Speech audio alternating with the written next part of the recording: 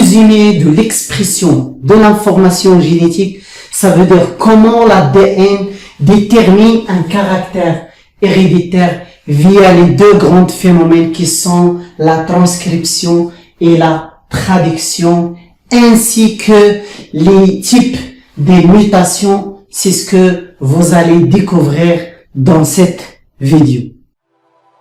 نفس هذا الفيديو غادي تلقاوه على القناة بالعربية. Heureux de vous retrouver encore une fois sur chaîne SVT sur tableau noir. Avant que je entame les étapes de l'expression de l'information génétique, je vais vous donner une idée sur le schéma que j'ai utilisé ici, ainsi que quelques notions importantes dans cette partie du cours. Donc, nous avons vu dans les séances précédentes que l'information génétique se localise dans le noyau. Ici, j'ai schématisé le noyau avec la membrane nucléaire. Donc, à l'intérieur du noyau, il y a l'information génétique sous forme des molécules d'ADN. Cette molécule d'ADN, ça peut être à l'état décondensé et donne ce qu'on appelle la chromatine, ou bien condensé sous forme de chromosomes. Et les chromosomes sont en nombre de paires chez les espèces diploïdes comme l'homme. Il y a un chromosome paternel et un autre chromosome, le chromosome homologue d'origine maternelle. Donc, à l'intérieur du noyau, il y a un programme génétique responsable de tous les caractères héréditaires. Donc, caractère héréditaire, qu'est-ce qu'un caractère héréditaire? Et est-ce qu'il y a d'autres caractères qui ne sont pas héréditaires? Un caractère héréditaire, c'est une particularité qualitative ou quantitative. Quantitative, par exemple, la quantité des cheveux. Qualitative, comme la couleur de la peau, la couleur des yeux, etc. Qui caractérise un individu et transmissible au cours des générations.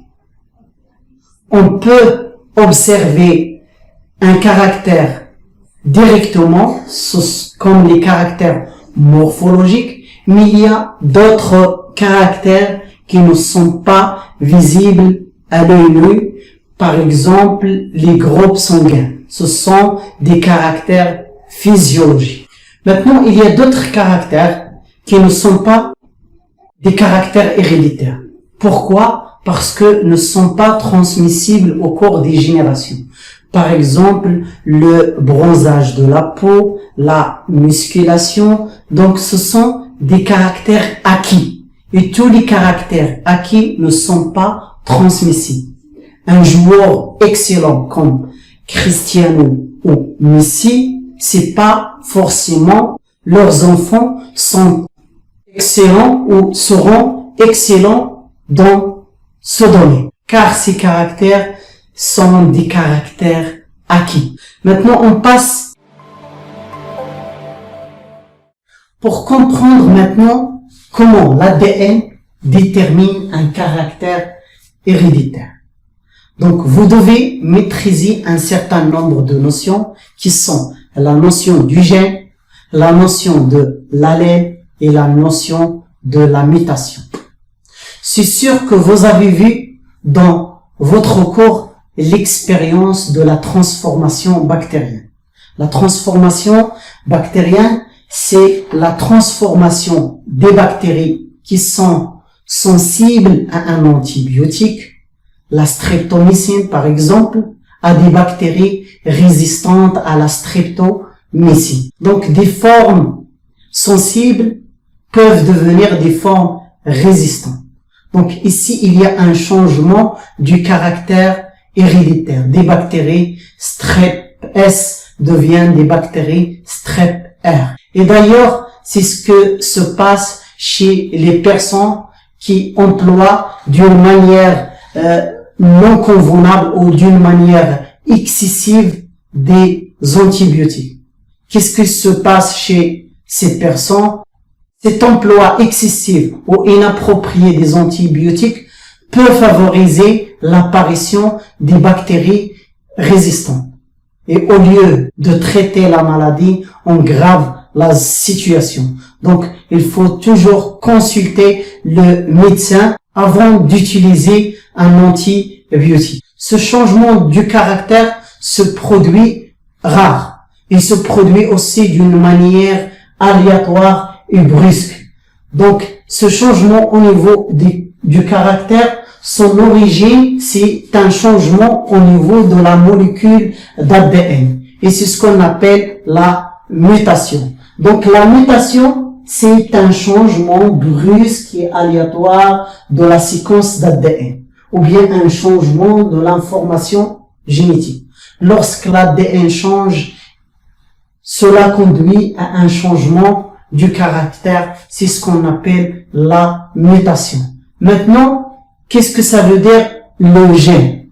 Donc, à partir de cette expérience, on constate que un fragment d'ADN, lorsqu'il change, cela conduit à un changement du caractère. Donc, le fragment d'ADN responsable d'un caractère héréditaire, bien sûr, on l'appelle un gène. Donc, un gène, c'est un fragment, c'est une portion, ou bien c'est une séquence de nucléotides responsable d'un caractère héréditaire, ou bien qui détermine un caractère héréditaire. Donc, dans cet exemple, nous avons le gène responsable de la sensibilité ou la résistance.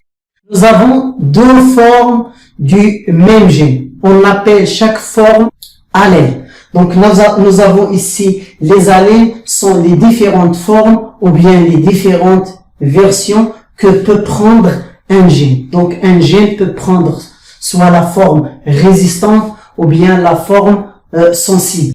Et les deux formes du même gène, on les appelle les allèles. Chez la bactérie, puisque la bactérie, elle contient un seul chromosome, donc soit on a l'allèle sensible ou bien l'allèle résistante. En ce qui concerne les organismes diploïdes comme l'homme, toujours on a deux exemplaires de chaque gène. Un gène d'origine paternelle et un gène d'origine maternelle. Le gène d'origine paternelle se trouve sur le chromosome paternel et le gène d'origine maternelle se trouve dans le chromosome maternel. Et les chromosomes homologues portent toujours les mêmes gènes, mais pas forcément les mêmes allèles. Donc, on passe maintenant à la notion de homozygote et hétérozygote dans ce cas-là. Donc, si les deux allèles sont identiques, on dit que l'individu il est homozygote, alors que si les deux allèles sont différents, on dit que l'individu il est hétérozygote. En général, on appelle l'allèle original, ça veut dire l'allèle qui existe déjà dans la nature, l'allèle sauvage. Et l'allèle qui se produit à partir d'une mutation, on l'appelle l'allèle muté. Et l'allèle sauvage, on l'appelle sauvage parce que il est le premier dans la nature. Par exemple, dans cet exemple, on appelle l'allèle sensible, si le premier c'est l'allèle sauvage et l'allèle qui existe après la mutation, c'est l'allèle muté. On passe maintenant à la relation entre un gène, une protéine et un caractère. Puisque nous avons vu la relation entre un gène et le caractère, ça veut dire le gène détermine le caractère, il y a un point d'interrogation concernant la protéine. Donc la protéine, c'est une succession d'acides aminés.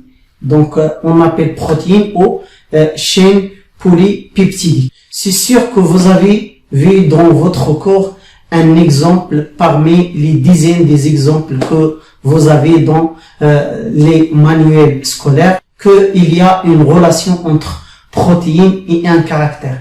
Et vous avez fait une comparaison entre la protéine chez la personne normale et la personne atteinte. Je vous donne l'exemple de drépanocytose ou l'anémie falciforme.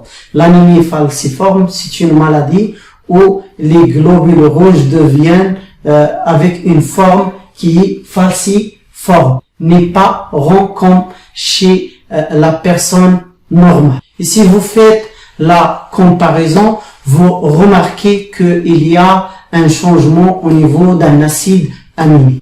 Uniquement ce changement au niveau d'un acide aminé conduit à un changement d'un caractère héréditaire. Donc la protéine, à partir de cet exemple, vous constatez que la protéine, c'est elle qui contrôle le caractère héréditaire. Maintenant, un point d'interrogation concernant la relation entre la protéine et l'ADN, la succession des nucléotides dans l'ADN. Aussi, vous avez des exemples. Si vous faites la comparaison, vous remarquez que le changement au niveau de l'ADN conduit à un changement au niveau de la succession des acides aminés au niveau de la chaîne polypeptidique ou bien la protéine. Donc, on conclut que un gène normal donne toujours une protéine qui est normale et la protéine normale donne un caractère normal. Et lorsque une mutation se produit au niveau du gène, changement au niveau du gène, ça veut dire succession des nucléotides au niveau de l'ADN, cela conduit à un changement au niveau de la protéine. Et le changement de la protéine conduit à une maladie, par exemple l'anémie falciforme. Donc le gène détermine la protéine, c'est elle qui détermine le caractère héréditaire. On va voir ça avec la succession des nucléotides après qu'on termine les définitions des notions. Donc le problème qui se pose maintenant, c'est que l'ADN ne sort jamais du noyau. C'est une grande molécule incapable de sortir vers le cytoplasme. Il y a une expérience qui a utilisé le phosphore radioactif au niveau du noyau. Ils ont constaté, les chercheurs ont remarqué que il y a une substance qui se produit au niveau du noyau et sort vers le cytoplasme. Cette molécule qui se forme au contact de l'ADN, c'est une molécule qui est formée d'une succession de nucléotides. Les analyses biochimiques ont permis de déterminer qu'il s'agit aussi d'un acide nucléique formé d'un enchaînement de nucléotides. La différence entre cette molécule et l'ADN, c'est que dans cette molécule, il y a un ribose au lieu de désoxyribose. C'est pour cette raison qu'on appelle cette molécule l'ARN. Et puisqu'il sort, il ramène l'information génétique à partir du noyau, c'est une molécule intermédiaire entre l'ADN et la protéine. Ils ont appelé cette molécule l'ARN messager.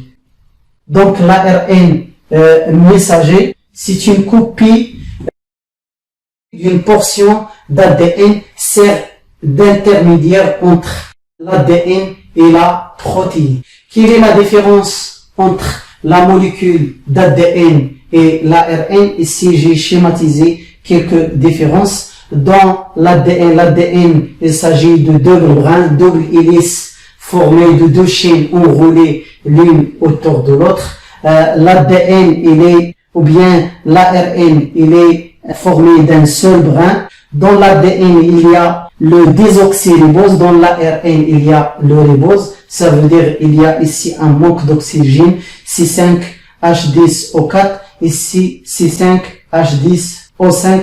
Ici, ribose. Ici, désoxyribose. En ce qui concerne la taille, ici, j'ai fait des points. Ça veut dire que c'est une grande molécule. Et l'ARN, c'est une copie d'un fragment, uniquement d'un fragment d'ADN. Et donc, la masse moléculaire de l'ARN, elle est très petite par rapport à l'ADN. La dernière différence, et la différence la plus importante, c'est que dans l'ADN, on trouve les bases azotées, adénine, thymine, cytosine, guanine.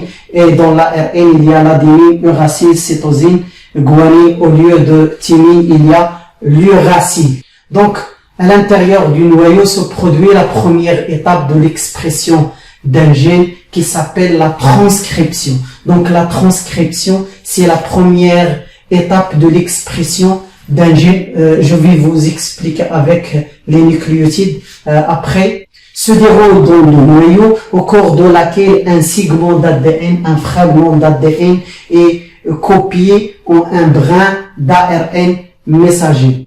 Après la transcription, l'ARN messager, il quitte vers le cytoplasme. Dans le cytoplasme, il y a le deuxième phénomène, c'est le phénomène de traduction. On appelle traduction parce que dans l'ARN, il y a succession de nucléotides et la succession de nucléotides se transforme en succession d'acides aminés. C'est pour cette raison qu'on appelle ce phénomène de traduction. C'est la deuxième étape de l'expression d'un gène, se déroule dans le cytoplasme au cours de laquelle l'information génétique portée par l'ARN messager, donc l'information, on va voir après, est transformée en succession d'acides aminés, ça veut dire une protéine. La machine ou bien l'élément qui assure la traduction, c'est le ribosome. C'est un complexe formé d'ARN et de protéines, se trouve dans le cytoplasme, assure la traduction.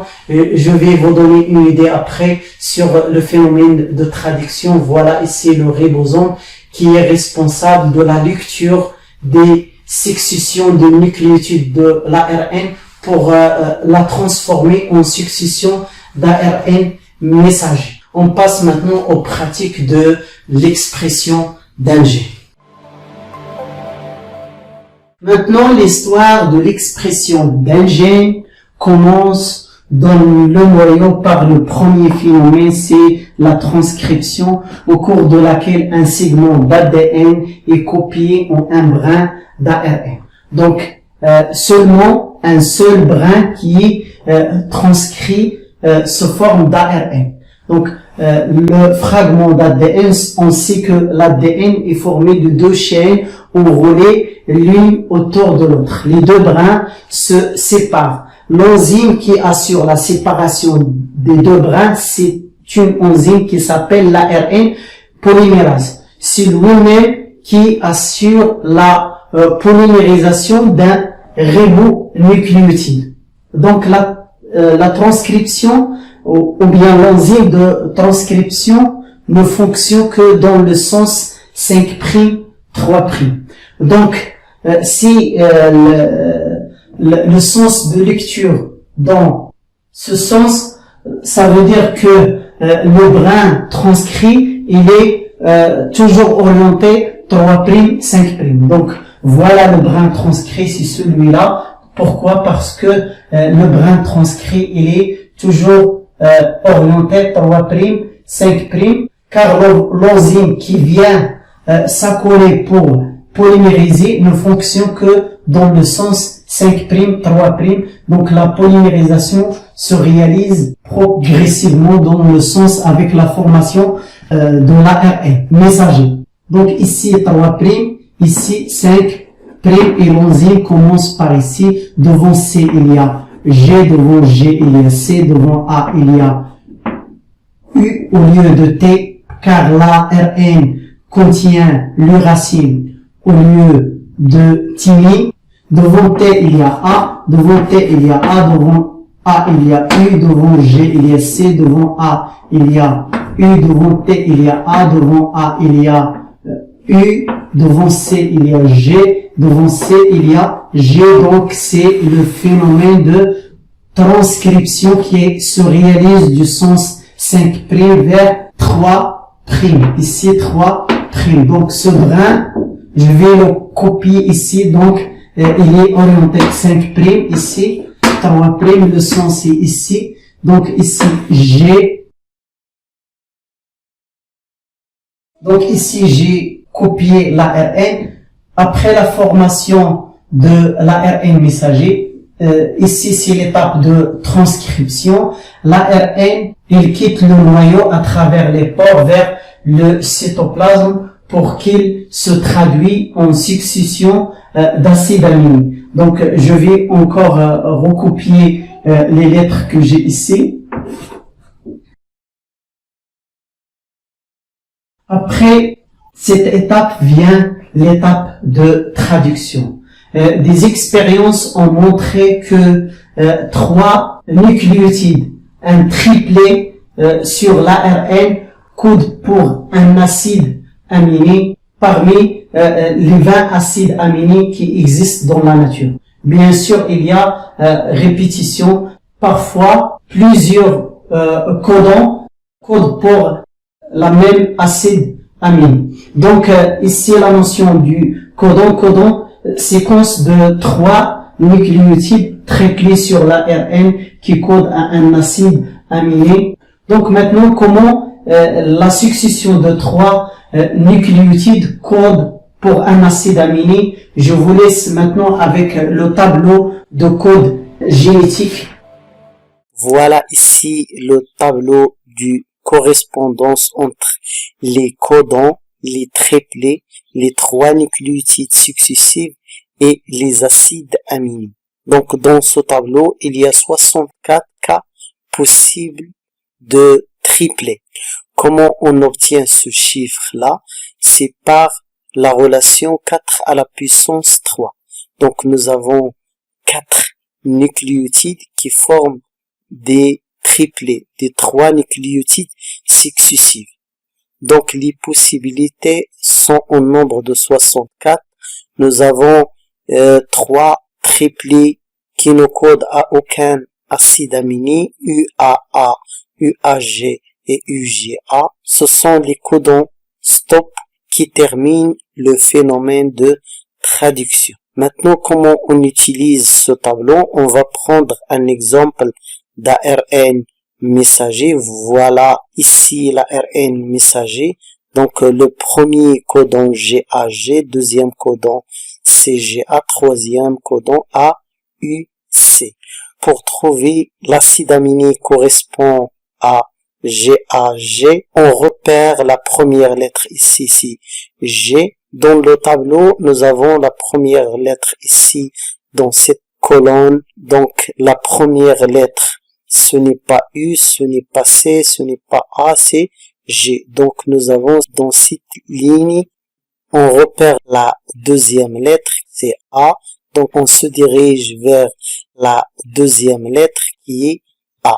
Donc, on est ici, donc l'intersection entre cette ligne et cette colonne. Donc, on est là, on cherche maintenant troisième lettre, c'est G dans cette colonne ici. Donc, l'acide aminé GAG, c'est l'acide glutamique et on écrit GUU, l'abréviation de cet acide aminé. Maintenant, le deuxième codon, c'est CGA. Première lettre, c'est C. Voilà, on cherche ici dans cette colonne la première lettre. Deuxième lettre, c'est G. On est là. Donc, dans la deuxième lettre ici. Et on cherche la troisième lettre parmi les 4 nucléotides dans cette colonne. C'est A, donc c'est l'arginine ARG. Et on fait une liaison peptidique entre le premier acide aminé et le deuxième acide aminé. De la même manière, on fait pour le troisième codon AUC. Donc A, la première lettre ici c'est A, deuxième lettre c'est U, troisième lettre c'est C. Donc on est là, donc isoleucine, et on écrit ici troisième acide aminé isoleucine. Donc on continue de cette manière jusqu'à ce qu'on termine notre fragment d'ARN messager.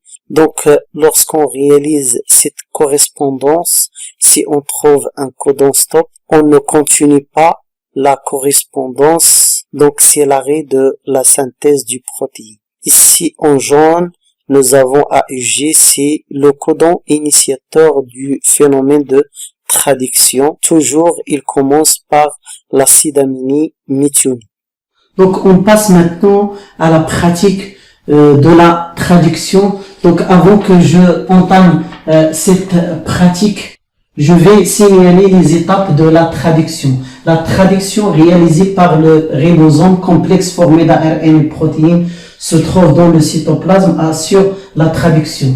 Les ribosomes avec la grande sous-unité, la petite sous-unité assurent la lecture de l'ARN messager et réalisent la traduction. Ça veut dire la transformation d'une succession de nucléotides dans l'ARN messager en succession d'acides aminés dans la protéine. La première étape, l'initiation. Deuxième, l'élongation. Troisième, la terminaison. Comment je savais qu'il s'agissait d'une initiation? L'initiation, toujours, ici, on ne dépasse pas 2 acides aminés. Le premier acide aminé, ici, la méthionine, parce que c'est lui qui arrive le premier toujours, porté par l'ARN transfert qui reconnaît le codon à l'aide de l'anticodon. Après l'arrivée de premier acide aminé, le deuxième acide aminé qui arrive, lorsqu'il arrive, une liaison peptidique se forme. Donc ici, la première étape, l'initiation. Lorsque le ribosome se déplace 3 nucléotides par 3, ça veut dire codon par codon, il se déplace. Donc les acides aminés qui se trouvent à l'intérieur du grande sous-unité vont se déplacer, vont sortir. Donc l'arrivée d'autres acides aminés. Donc lorsqu'il y a arrivée d'autres acides aminés, je sais qu'il y a l'étape de l'élongation. Donc la sortie de quelques acides aminés et le déplacement du ribosome. C'est par ça se caractérise l'élongation. La terminaison, c'est le détachement de l'ensemble. Lorsqu'on arrive à un codon UAA, UAG, UGA, qui sont les codons stop, l'ensemble se détache et libération de protéines. Ici, la dernière étape, la terminaison. On passe à la pratique. Comment j'utilise le tableau? Donc, on va utiliser le tableau. Ici, j'ai le codon GCC et le code pour quel acide aminé. Voilà, première lettre G. Ici, C, U, c'est l'alanine. Ici, G, C, U, l'alanine. Donc ici, J, l'alanine. Deuxième acide aminé, il est codé par AAU. AAU, code pour quel acide aminé? AAU. Donc ici, j'ai l'asparagine, ASN. C'est son abréviation, ASN. Troisième acide aminé, codé par CUA, donc CUA, j'ai ici troisième lettre, donc première lettre, deuxième lettre, troisième, CUA, c'est le leucine. Donc ici, je vais écrire leucine, quatrième acide aminé, codé par le codon UGG. Ici, première lettre U, deuxième lettre G, troisième lettre c'est G, donc c'est tryptophane, TRP. Donc, je continue comme ça jusqu'à ce que je termine la succession des acides aminés de la protéine au polypeptide demandé. Dans l'examen, il vous donne toujours chaque fois une personne normale, une personne atteinte d'une maladie. Donc, vous réalisez la première étape, la transcription, la deuxième étape, la traduction, et il vous demande de déterminer l'origine de la maladie. Donc, l'origine de la maladie, vous essayez de chercher l'origine. Parfois, il y a un changement d'un acide aminé, parfois l'apparition d'un codon stop qui donne une protéine incomplète, donc non fonctionnelle, anormale, ce qui provoque la maladie. Et l'origine génétique de la maladie, puisque la protéine est produite par un fragment d'ADN, par le gène, on dit la mutation au niveau de l'ADN. Et vous cherchez de quel type de mutation. Nous avons 3 types de mutation. Soit par substitution, j'ai schématisé ici un fragment d'ADN, c'est celui-là, TTAG, TTAG. Donc ici, nous avons un changement. Regardez ici, AT, il est changé par le couple CG. Donc on parle ici de substitution. Parfois, vous trouvez délétion. C'est quoi délétion? C'est la perte d'un ou plusieurs nucléotides. Donc vous voyez ici la perte de la couple AT. Ici, nous avons insertion ou bien addition. Donc l'ajout d'un nucléotide, parfois de plusieurs nucléotides. Ces deux mutations, ce sont les mutations décalantes. Lorsqu'il se produit, il décale, il change tous les autres codons qui suivent cette mutation. Donc il y a changement au niveau de la protéine, ce qui provoque la maladie.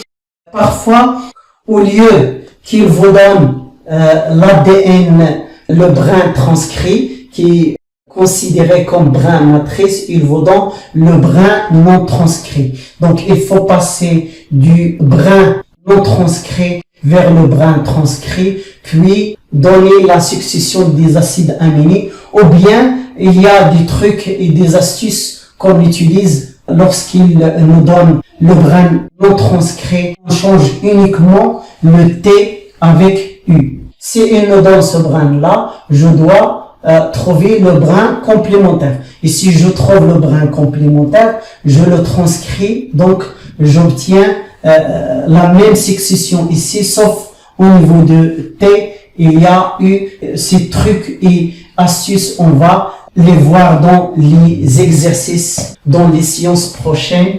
Inch'Allah, je vais vous préparer deux exercices, un exercice de brin non transcrit et un autre exercice de brin transcrit pour maîtriser l'étape de l'expression d'un gène.